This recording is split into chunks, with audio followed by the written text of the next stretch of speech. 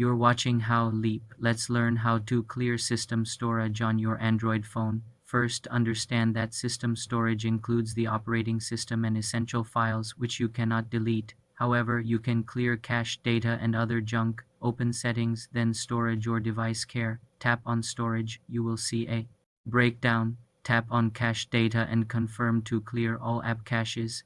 Go back and tap on System or Other. You may not be able to modify it directly.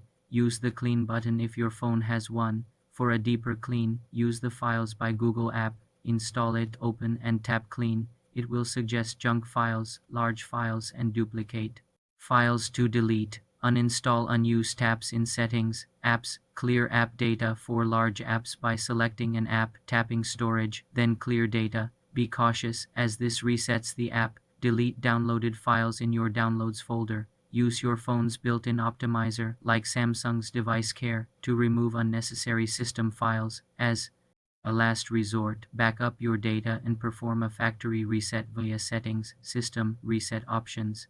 This returns the phone to its original state, freeing up all non-system storage. For more simple computer tutorials, subscribe to the channel.